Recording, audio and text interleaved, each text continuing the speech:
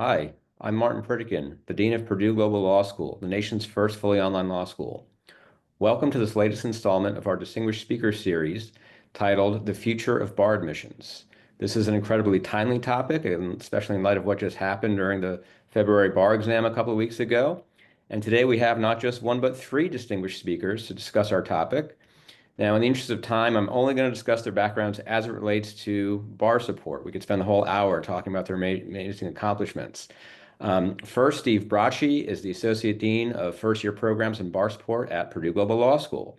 Aside from his work at Purdue Global, he has taught at a number of law schools and has served as the academic director for the law school divisions of a number of legal publishers. He has worked with virtually every major bar prep company, even a few minor ones. And during his nearly half-century career, he has helped literally tens of thousands of law students prepare for the bar exam. Next, alphabetically, Marsha Griggs is Associate Professor at St. Louis University of Law. She's the president of the Association of Academic Support Educators, the past chair of the AALS section on academic support, and is a member of the Collaboratory for Legal Education and Licensing for Practice.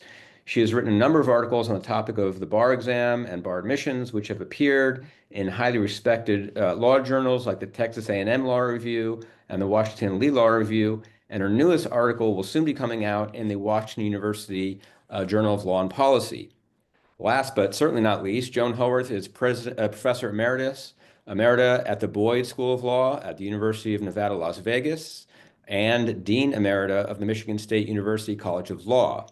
A nationally renowned thought leader on legal licensure, she has written numerous articles on legal education and the legal profession, and her recent book, Shaping the Bar, The Future of Attorney Licensing, was published in 2023 by Stanford University Press. She has also served as a member of the Nevada Board of Bar Examiners since 2020, and we're going to be hearing a little more about that a little later in our program. And thank you to all of you for being here. Before we begin, I want to remind you in the audience to feel free to post questions in the chat box, and time permitting, we will try to weave a few of those into our discussion or as we go at the end. But we do have a lot to cover, so we will do our best. I'm sure you have lots of questions, and let's get started.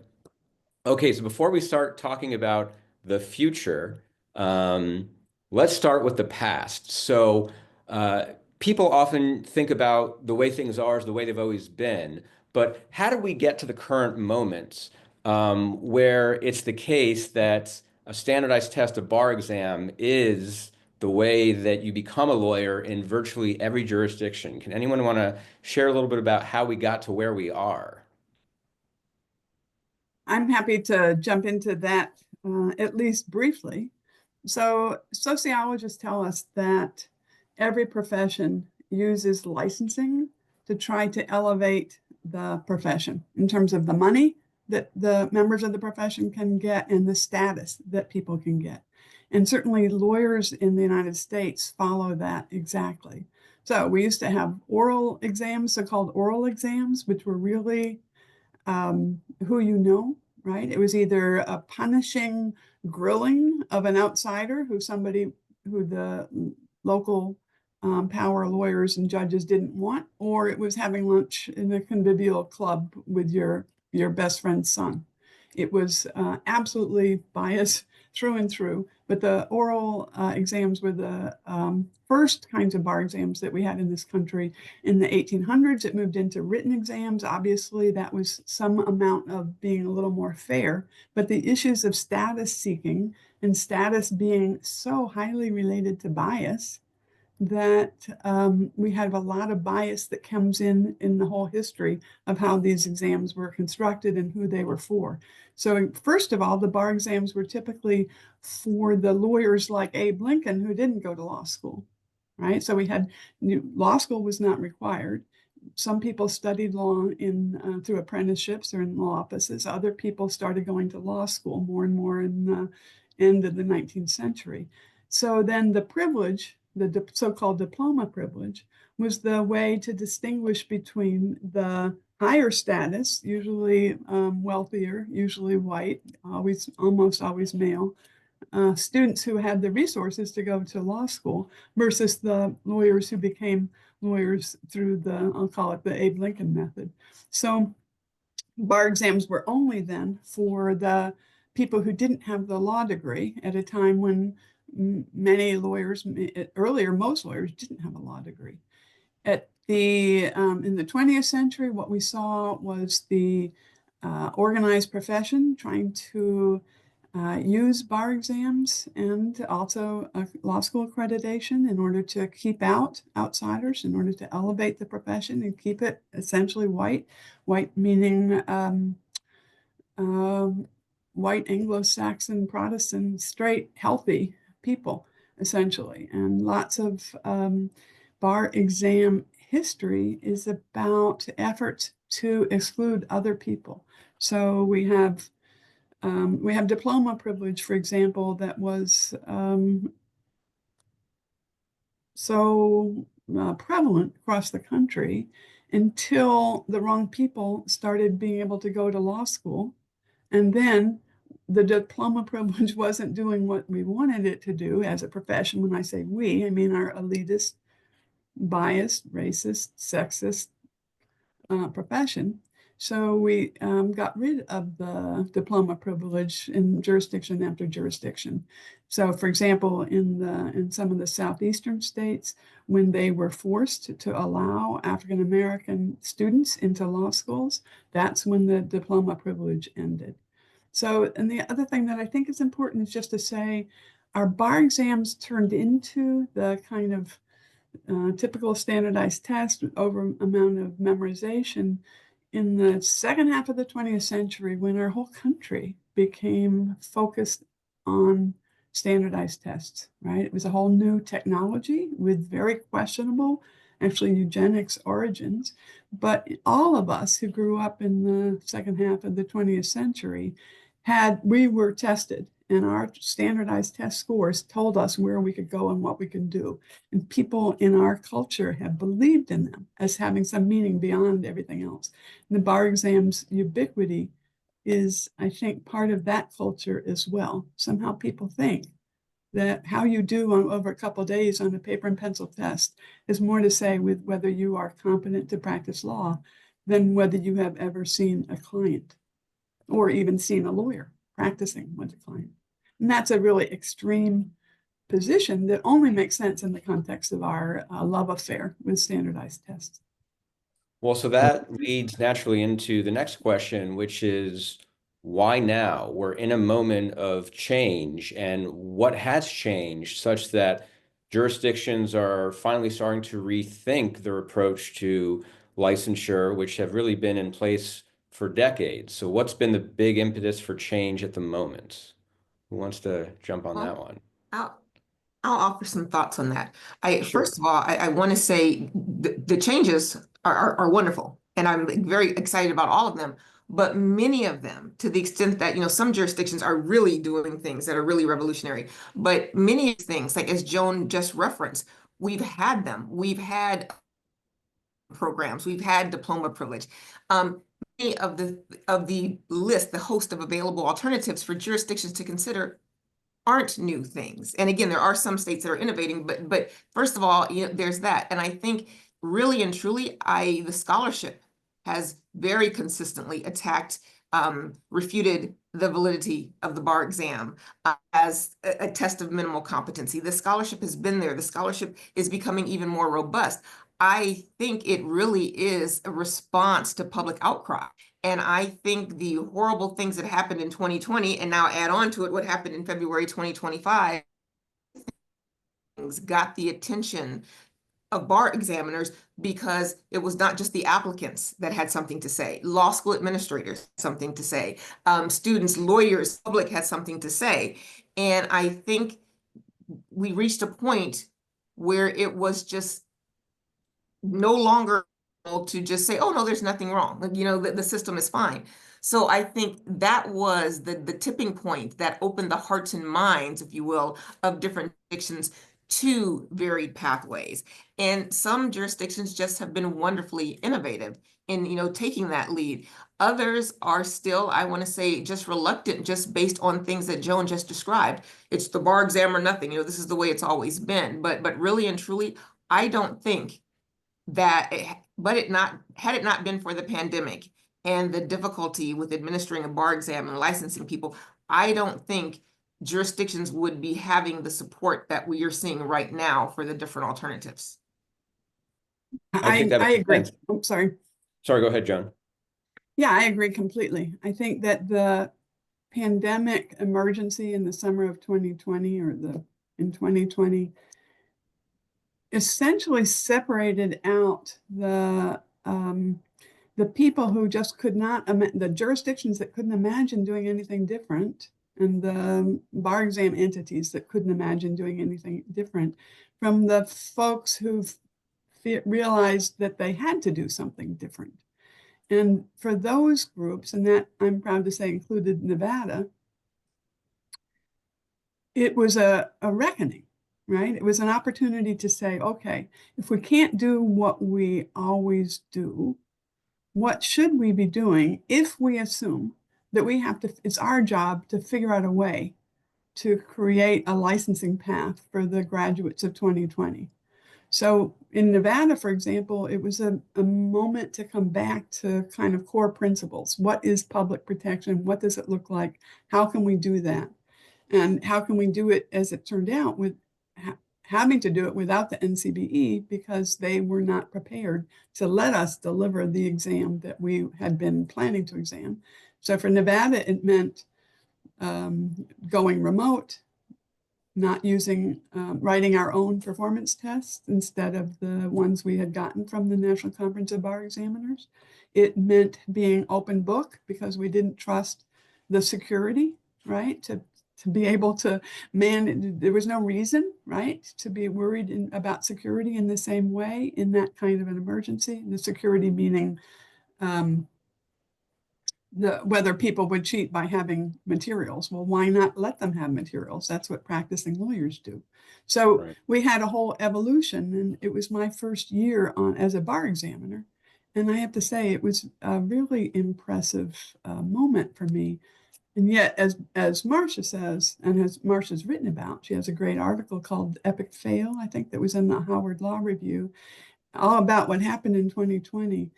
So we had the Nevadas of the world, and that's also Washington and DC and other jurisdictions as well, Utah, who were trying to do something new and better. And then we also had the jurisdictions that just couldn't do that. And the one that I always think about is Virginia. Virginia's response, the bar examiners in Virginia, their big response to this incredible emergency was to do everything exactly the same, but the men would no longer have to wear ties.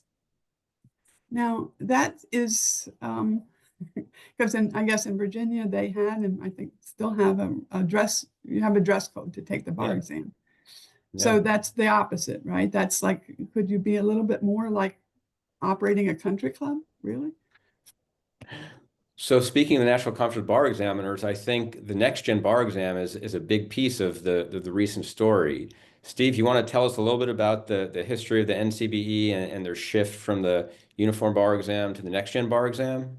Yeah, the National Conference of Bar Examiners first started producing the first multi-state exam in 1972, the multiple choice portion.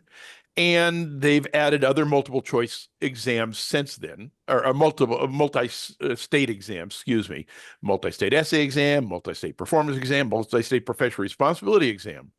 The whole goal of the national conference is to move us towards a national bar exam. And there's a lot of argument that that's how things should be, that state borders aren't as relevant to the practice of law as they used to be. Their first attempt to move us to a national exam was the uniform bar exam, and a number of states signed on and made the uniform bar exam their bar exam for their jurisdiction, and that also brought with it transferability of scores from one jurisdiction to another. So you could conceivably take the bar exam in one state and then have your scores transferred to another state that utilized the UBE and be admitted there as well. So be admitted to a number of states from one admission of the bar exam. Then that brings us to the next gen bar exam, the next generation bar exam, which is currently in development and is scheduled to premiere next year. as I said, it is still in development, and it is to make the bar exam a little more reflective of the actual practice of law and the skills that lawyers will really need. And I don't remember the current number. I think it's about 30 states that have indicated that they are 37 as of 37. today. Thank you. As Yeah. of today, 37. Oh, thank you. 37 states that will be signing on to the next generation bar exam. And I think there were 40 jurisdictions that use the uniform bar exam. Is that right? Correct. Correct. Yeah, so almost all of them are moving to the next gen. What's interesting, though, is sort of, I think, the unintended consequence of the shift to the next gen bar exam, because, currently states can pick and choose, right? There's the MBE, the multiple choice portion, and then there's the MEE and MPT, the written portions. And states can choose and say, well, I don't want to do the whole thing. I just want to use your multiple choice portion, right? And that, in fact, is what California has done for many years. California uses the MBE as half of its bar exam, but they've written their own essays and performance tests. What's interesting, though, is there's two things, and correct me if I've got this wrong, but my understanding is there's two features of the next gen bar exam that have been an impetus for change, maybe in unintended ways from the NCBE. First is they're not letting you pick and choose pieces of it. It's either all or nothing. You either use the next gen bar exam or you don't. The second thing is they don't want, for exam security reasons, they don't want the next gen bar exam administered online. And that has proved to be a bit of an issue for California. So, Steve, since you, like I, are in California, why don't you tell us about California's response to this impending change in the next gen bar exam and how that has fit in with its shift in the bar exam more generally? Well, initially, California appointed a blue ribbon commission to study the next gen bar exam. And the conclusion of the Blue Ribbon Commission was essentially, we don't want to be part of that. We don't want to be administering the next gen bar exam. We want to continue to administer our own bar exam. And then on top of that, the California Committee of Bar Examiners was facing a huge budget deficit. And the only way to really respond to that budget deficit and try to reduce it was through putting the exam online. Because with the explosion in people requesting and being granted accommodations, the cost of in-person administration of the bar exam was skyrocketing. And they could save a substantial amount of money putting their exam online. But as you mentioned, Dean Pritikin, the national conference will not allow their materials to be used online. So that's why California had to try this new model of finding a new vendor, in this case, Kaplan, to write multiple choice questions that they would be able to put online, and also find a vendor who would be able to administer this online. And that was the goal that was to be accomplished in February. A new vendor who was going to proctor the exam, administer the exam, and questions that were written by Kaplan. Suffice it to say, there were problems down the line with every one of those components. Many will say, including my dean, who wrote a letter on behalf of the California Accredited Law School deans, warning them that they are going too fast in this regard in trying to administer this new idea of a bar exam. Even though they were warned, I think that what we saw this last February was a result of that, of them just rushing the process and not having it as well thought out as they should have. And let me just add to that, since I'm the person you're referring to who wrote that letter. So we first heard about this last spring, and we wrote the Cal's deans wrote a letter then in April of 2024 saying, if you're planning on administering this by February of 2025, 10 months is too fast. You might think, well, why, 10 months to write a bar exam doesn't seem like that much. But when you think about, they hadn't even selected a vendor yet to either write the questions or administer it online. You got to vet the vendor. You got to vet the questions, right? There's issues of reliability, and make sure the tech platform works. To get all that in 10 months was breakneck speed. And the shift to the next gen bar exam didn't make that essential, right? The next gen bar exam, as you mentioned, is going to start rolling out in 2026. they're not phasing out the UBE until 2028. And so the California bar exam theoretically had 4 years to switch to a new vendor, a new online platform, but they wanted to do it right away because of the cost savings of doing it online. And I think it's fair to say that not only did they not end up saving money, it's going to end up costing them a lot more than had they not rushed to this new format. Because between the litigation expenses they're going to face, just even the legal fees, let alone potential liability, they now, unfortunately, the California Supreme Court, in response to the disaster that happened, has announced that the July exam is going to be in person again, and it remains to be seen what's going to happen in 2026 going forward. The California Senate Judiciary Committee has announced that investigation is going to be launched, an audit is going to be done into the state bar.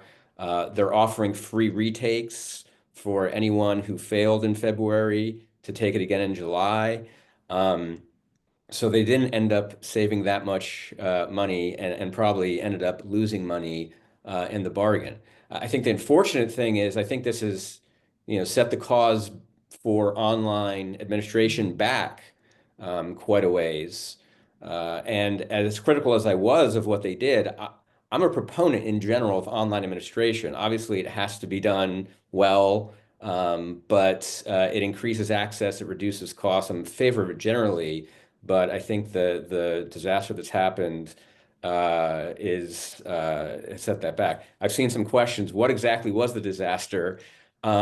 So I'll say this, and I'm sorry to be using up so much of the airtime talking myself. I want to hear from our panelists, but um, in a nutshell, the majority, perhaps the vast majority of bar takers face significant technological problems. There were people who had to wait 90 minutes after the supposed start time before they could even access the exam. People who had the exact exam platform crash multiple times. Sometimes that involved saving their work. Sometimes the work was lost. There was a cut and paste feature where people could write their essay answer into one window, and then we're supposed to be able to paste it into the exam submission window. And they would spend an hour writing an essay, and when it came time to cut and paste and submit, the cut and paste feature wouldn't work. And sometimes people, not only did they not submit it, but the work was lost. So they ended up not even being able to submit anything in response to that. There were issues with proctors who didn't speak English, proctors who told people wrong instructions, proctors who told people differing instructions, people spending hours on the phone with tech support, people whose proctors wouldn't let them take the exam or finish the exam because supposed exam irregularities, which were inconsistent with what the instructions had been. I sat in on a state bar board of trustees meeting last week and heard some of the heartbreaking stories. One of the worst I heard, there was actually a gentleman whose village from Africa pooled their resources to be able to send him to America to take the bar exam. And he was one of the people who had catastrophic tech issues, and they were told, oh, we'll let you come and do a makeup in a couple of weeks. He can't stay in America for a couple of weeks, and he doesn't even have the internet resources to take it from his village in Africa. So that's just one of the many, many stories that unfolded. And so it really was a disaster. It's why we keep referring to it as a disaster. And it remains to be seen what the California Supreme Court is going to do in response. I Now, just, if I may just, I think that's the yeah, huge issue here is what the California Supreme Court is going to do about this. They're awaiting an independent audit, as you said, and I've heard potential things that are being considered. It could be that they could make it more permanent, the return to actual in-person testing. It could be that they could even order some adjustment to scores for this time within the reason of what they can, within the limits of what they can do under the statutes of the state of the state of California. Maybe even granting some sort of provisional licensure. All of these things are all on the table. And the problem is for the bar examiners, time is getting short. The July exam is going to be here before we know it. And unfortunately, I think that the state bar is starting to discover that when they go back and they go to some of their previous venues that they had used to administer the bar exam, they're no longer available because they booked something else thinking the bar examiners weren't going to be using them. I know that many law schools have offered their facilities to the state bar, and that may be the way for the immediate future that we need to go. But I think if I could just touch on one more thing, because there were also a number of complaints about the multiple choice questions that were produced by Kaplan. To a certain extent, Kaplan's getting a bit of a pass here because that's so overshadowed by the problems with the vendor who administered the exam. I don't think it's outside the realm of possibility that there may be an order to return back to the national conference's MBE for at least the immediate future. That remains to be seen as well. It is definitely interesting times. And so now, sort of like a tale of two cities, I want to talk about a jurisdiction that is at the opposite end of the spectrum in terms of innovation and seeming success, but still not necessarily going with the next gen bar exam. Joan, I'd love you to talk about your experience with Nevada and what they're rolling out, which is probably the most innovative bar exam alternative of any jurisdiction in the country right now. Thanks. Yes, I'm excited to talk about it. And the starting place, I think, is to say a lot of this tradition of the bar exam, as we all have known it over the decades, the bar exam was done without any research about competence, minimum competence, without validity research. And what's exciting about what we're doing in Nevada now and in some of the other jurisdictions that are trying to do something new is that we actually have some good research, particularly the IELTS study, the Building a Better Bar from 2020, that Debbie Merritt and Logan Cornett were the co-authors of. That gives us a framework for the building blocks of what minimum competence looks like.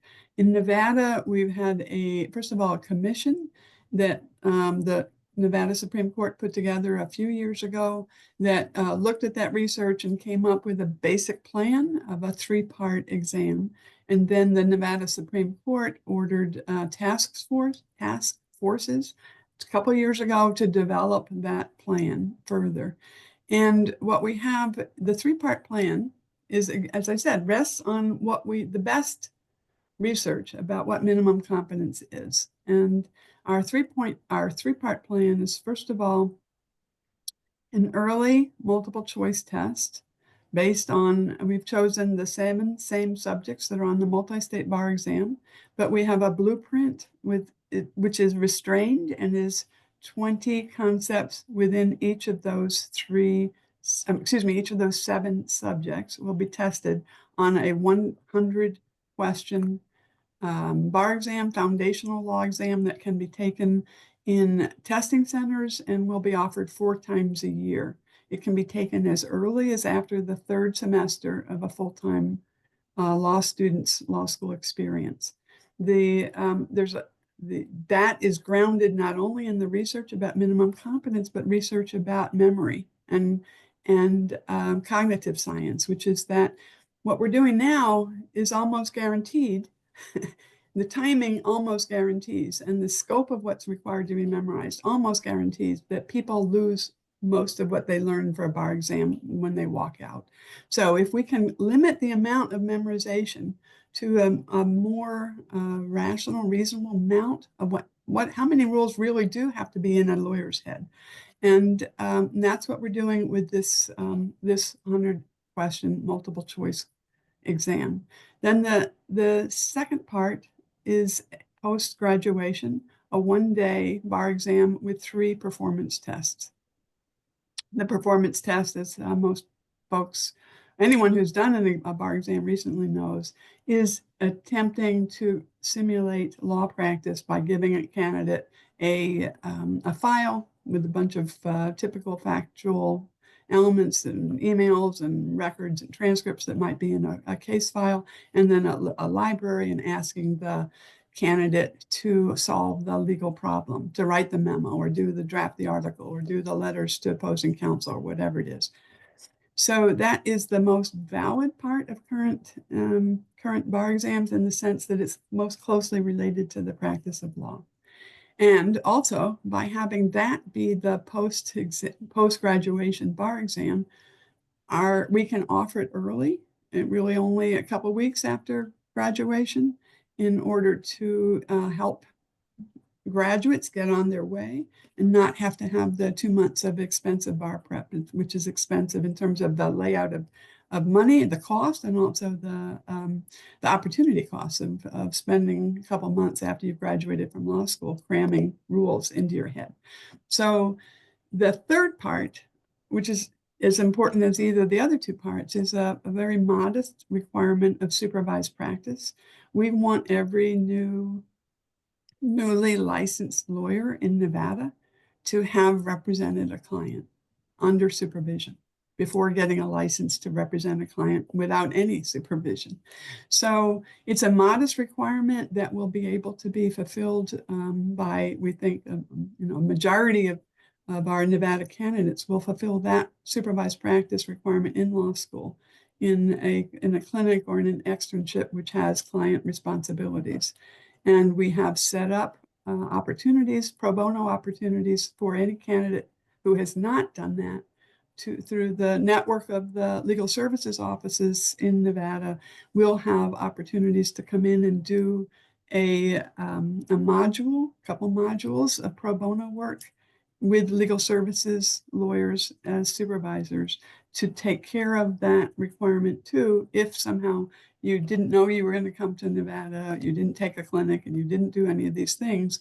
But the goal here is, and it's really in many ways the most important part of public protection here, is to say it is nuts that we are licensing future lawyers without any requirement that they ever saw a lawyer with a client. They don't even ever have to have been in a law office. That's not right. And we're going to fix that. So where we are with this plan, which is super rational and has been supported by our law school and by the academic success folks around the country and by academics everywhere, people say, well, that's actually pretty rational. Why not test the foundational subjects, most of which are in the first year, closer to the first year? Why not get rid of some of the excess, which has just gotten worse and worse and worse over the decades, of what is required to be memorized now for the multi-state bar exam? And why not make sure that everyone has had an experience of feeling the weight of responsibility of what it is to put a client's interests ahead of your own, which I think is even more important than the skills that one learns. It is something different to have a professional responsibility when you're handling something for a client. And that's part of what we need to require. So in terms of the timing, the court has asked us for an implementation plan by April 1st, and the Nevada Supreme Court, we're asking them for an order to get this in place, an order before June 1st, in order to have the new so-called, we call it informally, Nevada plan available for students who graduate anywhere, but who graduate from law school in 2027. I think it's a brilliant plan. And, obviously, I think the most important thing is that it does track better with what new lawyers need to know how to do and need to be aware of. I think even you've understated the practical benefit to graduates, right? Because it's not just the 2 months between when people usually graduate in May and when they take the bar exam in late July, but it's one thing at a big firm where they maybe will let you start working even before you've gotten your bar results. But a lot of employers won't consider you until you found out you passed the bar exam, you've gotten licensed. In California, at least, the July exam, takers don't usually get the results until November. So you're talking about 6 months after graduation before you can even really begin your law job search in earnest. Whereas you're talking about people completing that last portion within weeks of graduating. And I assume if it's just 3 performance tests, doesn't take nearly as long to grade. So they can Exactly. get the results sooner and start getting on their job search sooner, paying back those law school loans sooner. I really hope it's a model that proves successful. I don't see any reason why it shouldn't be, and I hope it's a model that more and more jurisdictions adopt. I think that would be fantastic. Marsha, you look like you wanted to say something here. Actually, you took the words right out of my mouth. Like I hope every jurisdiction adopts this model, including California. And it's wonderful. And Joan, it's not lost on any of us, the audience reaction, just to what you described. It is brilliant. It is client focused. It is scalable. It is something that can be adopted on a much broader scale and is just frankly long overdue. And it is built on research. Again, we've been married to this notion of a bar exam, a written bar exam for so long that it has limited, as a profession, our out-of-the-box thinking. Our classes, our schedule, our required curriculum have been based around what's on the bar exam. And depending on what your admission indexes are for your own school, it's, oh, then I certainly got to have all these required courses. We have built our legal education around the bar exam, not around being lawyers and serving clients. So I couldn't be a bigger fan. I'm so rooting for Nevada's success. I want to mention, though, really connecting this wonderful model that Joan presents and some things that other jurisdictions are doing. Some have some similar components, none as detailed or as spectacular as Nevada's plan, but all great. But I want to go back to, and people were asking, what happened in California? What happened? What happened in California in February 2025 directly parallels what happened across the country in July of 2020, in September of 2020, October of 2020, and even going into 2021. Trying to do something different with the bar exam has led to catastrophic failures repeatedly. And we would all miss something big if we didn't acknowledge the role of outsourcing and the role of the National Conference of Bar Examiners in this. The National Conference of Bar Examiners doesn't set jurisdictions up for failure. That they have a wonderfully vetted product. But even the thought that because there was some failures in California, that we may, and it may be the case, we may walk away from Kaplan, the new provider, and go to NCBE, and because that's what we're used to. But here's the thing. We should never forget, this is a self-regulated profession. The reason we have this notion of a bar examination, whether it's a written format or other, or the Nevada model or any other model, it's because there are standards to enter this profession that we are supposed to set. We, lawyers, we are self-governing. And that self-governance has been entirely weakened by the bar exam. And once we had a uniform bar exam, all the more.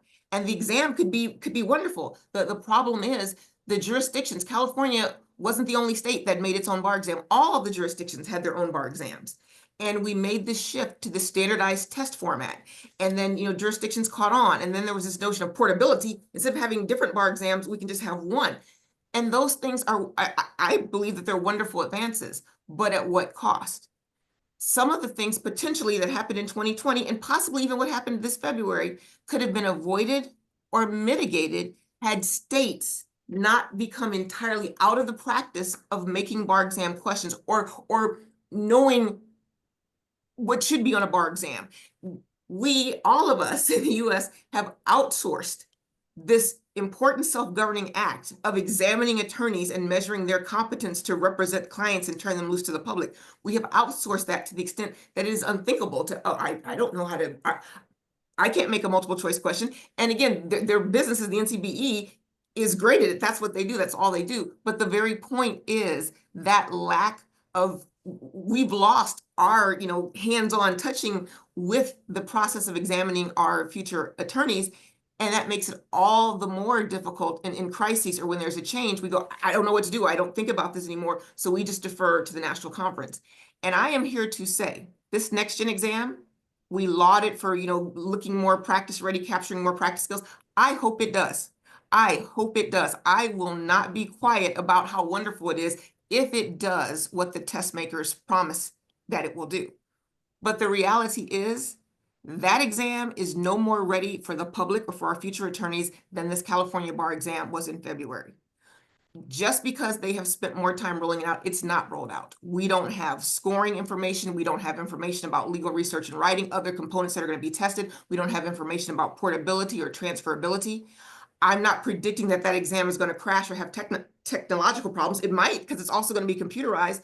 But the point is, it is a mistake. Once again, it's just an example of that deference. Oh, Kaplan couldn't do it. We need to go back to NCBE.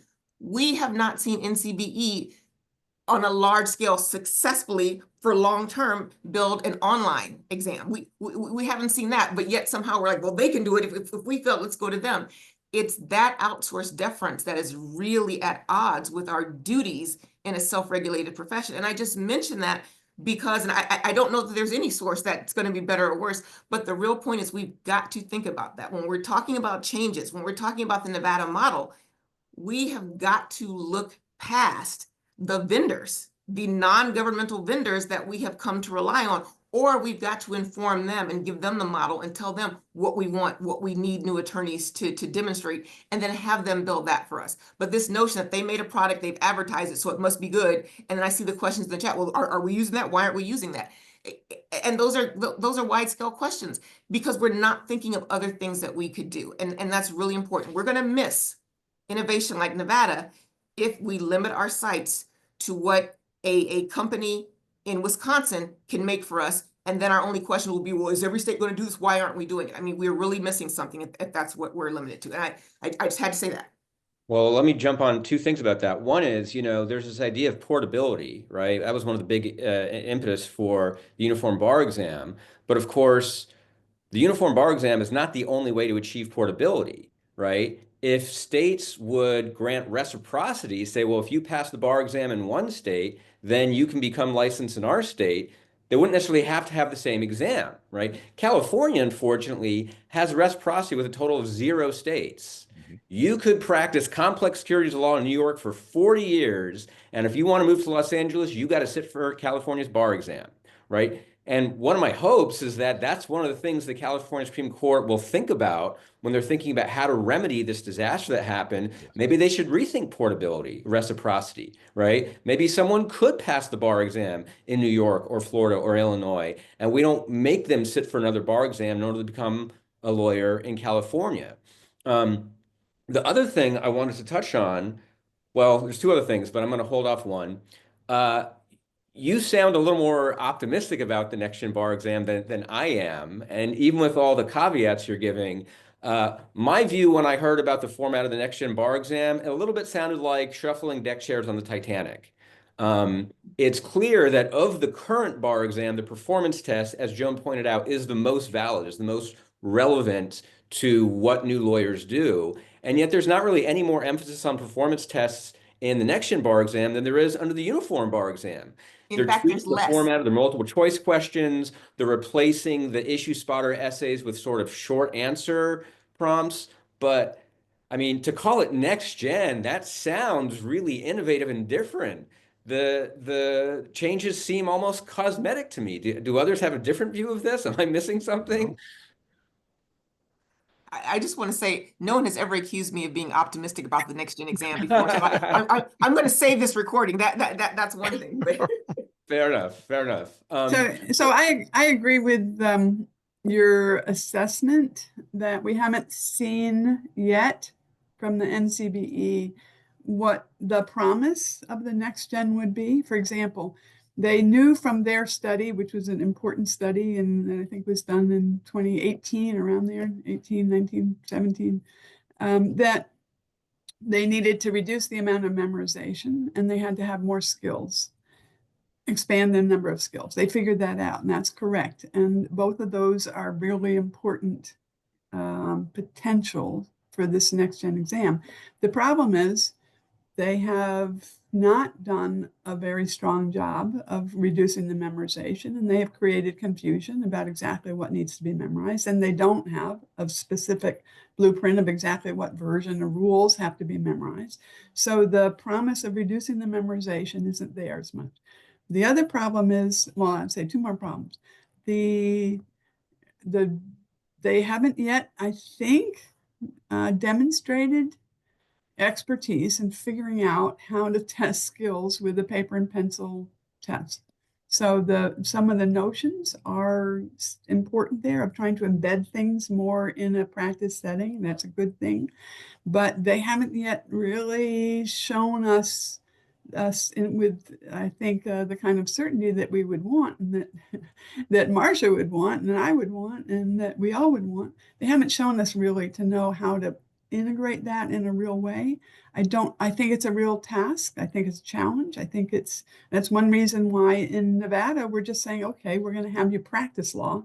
We're not going to try and paper pencil you on client relationships. How in the world are you going to test client relationships on a paper and pencil test? You have to have a client relationship.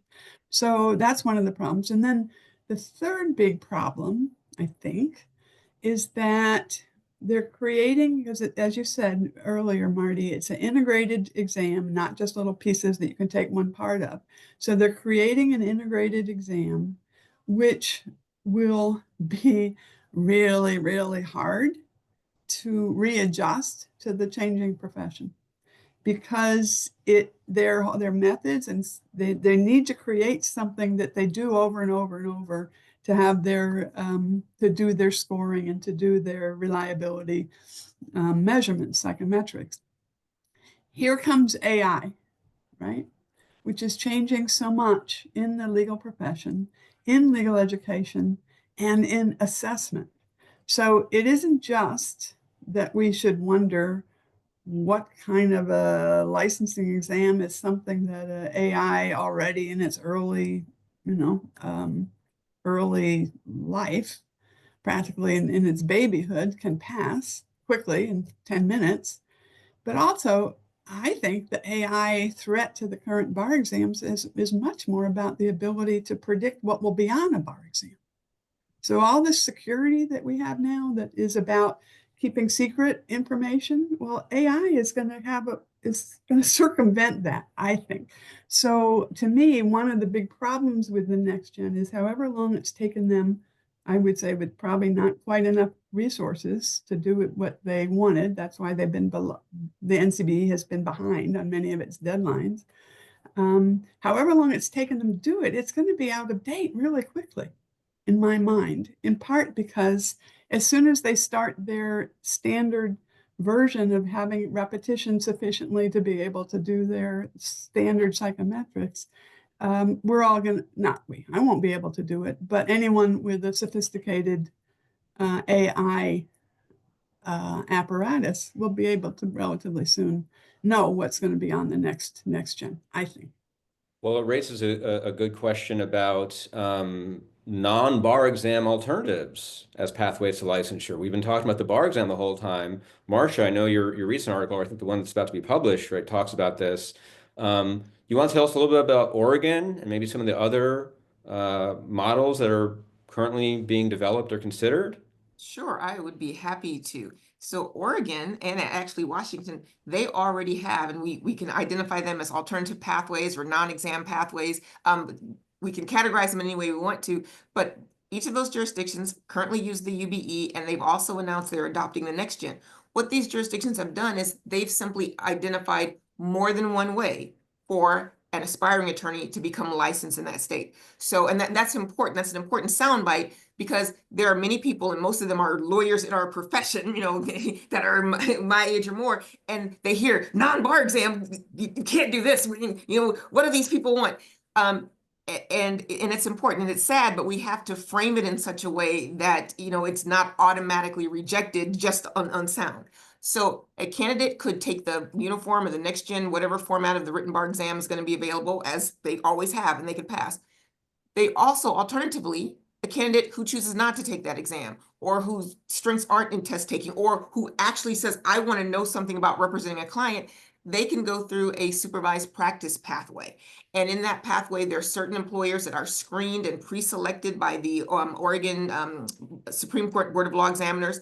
And the applicants work there for and I can't quote the number of hours, but a set number of hours. And they do different client representation tasks, and they complete and submit a portfolio of the things that they have done. And they're appropriately redacted without, protecting confidentiality and other things. This is very well thought out.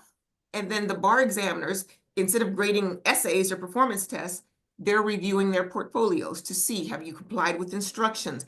And are you showing me a variety of tasks that, show mastery in these different skills, or at least beginning competence in those skills? So these individuals, while they're being assessed on their actual competency to practice law, not a hypothetical essay scenario that may or may not even be the law of their jurisdiction. So that's a supervised practice portfolio. And some jurisdictions have either adopted or are considering curricular pathways. So where based on set curriculums, completing that curriculum would be sufficient for you to have a law license, which again is going to require a lot of interaction between the Board of Law Examiners and the school.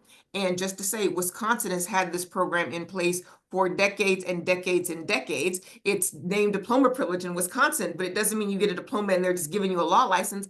The Board of Law Examiners has to review and approve that law school's curriculum. So these are very detailed supervised or curricular pathways that are so important to this notion of self-regulation. We are fighting now for our rights, and our right as a profession to self-regulate and ensure access to justice for future generations is something that we cannot afford to take for granted in this day or any future day. So these tools are very, very important.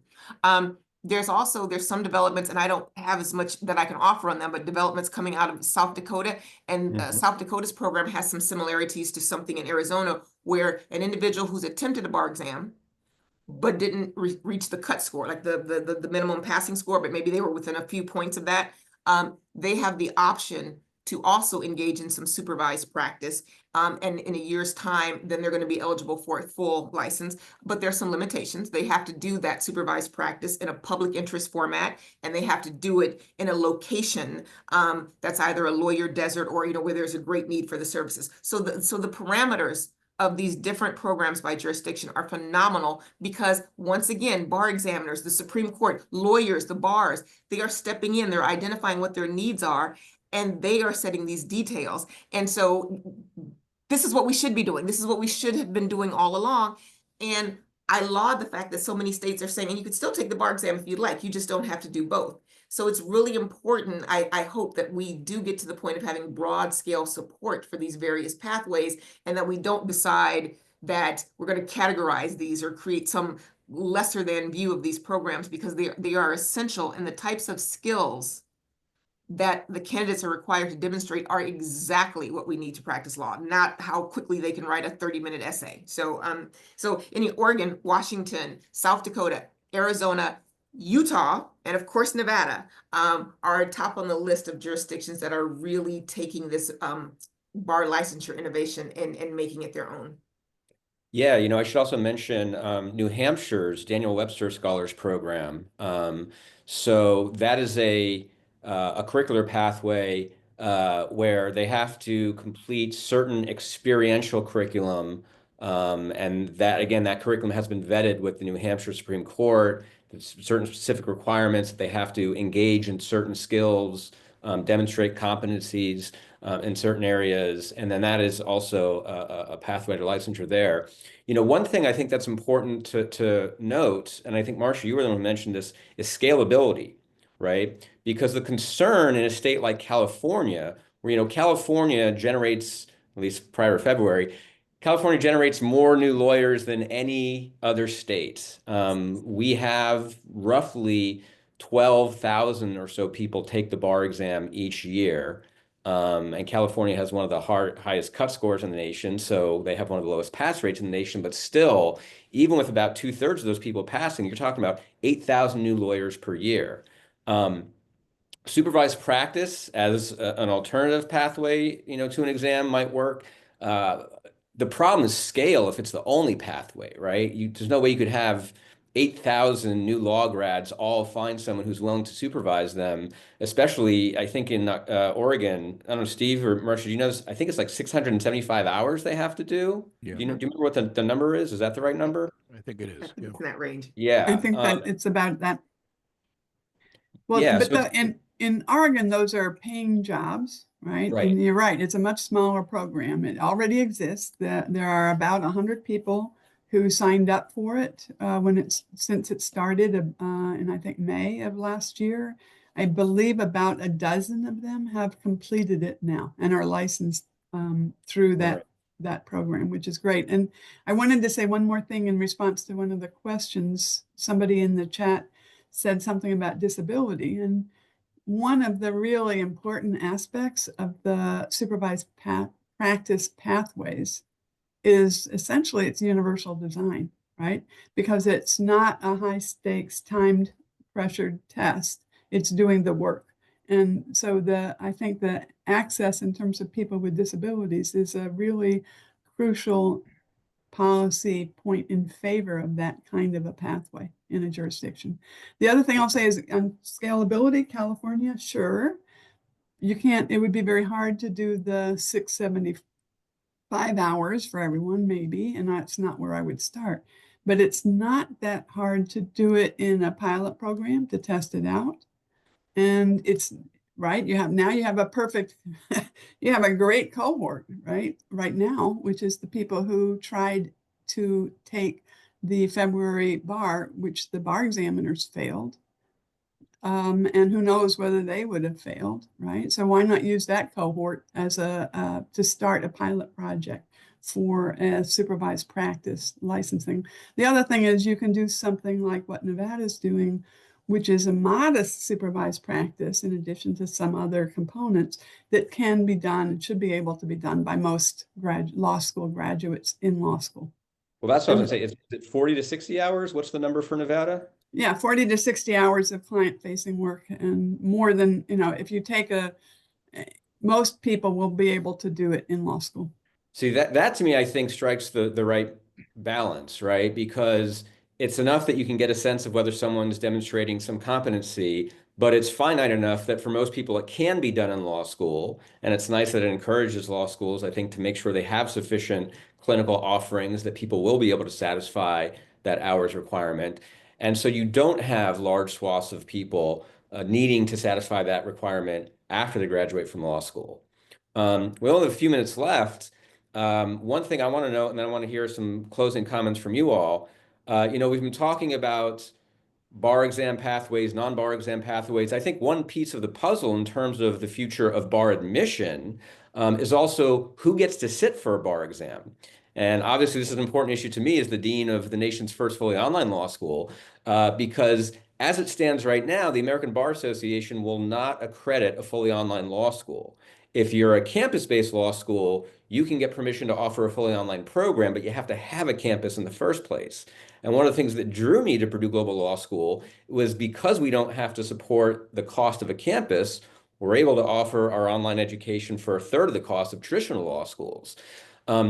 We're regulated by the State Bar of California because California has long regulated law schools independently of the ABA, and our grads have been able to sit for California's bar exam.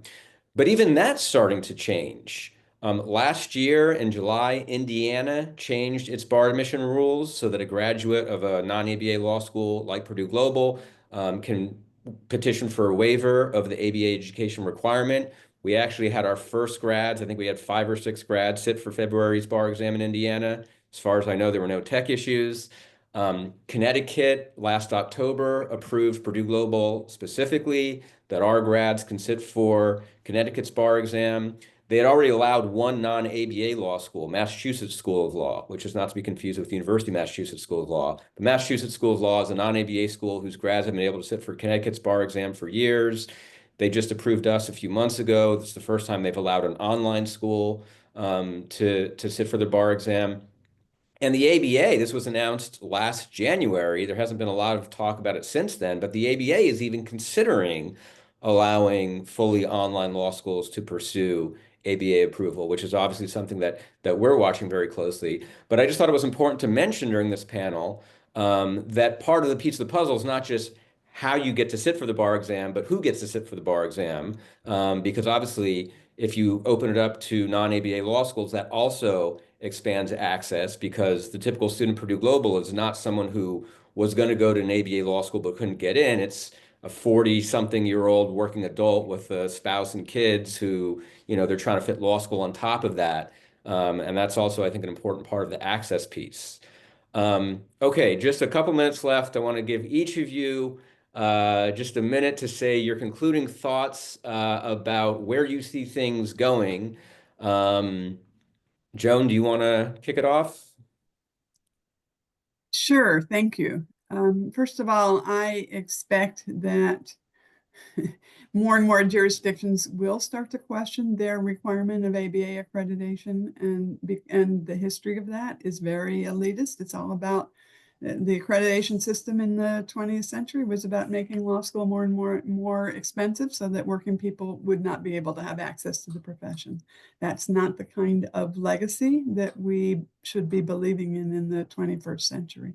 I think we're going to see more and more practice-oriented licensure, and we're also going to see states, I hope, moving towards comity and reciprocity, in part because of all the baby boomers like me who are retiring and the need for more lawyers in jurisdictions across the country, large and small. Thank you. Marsha, how about you?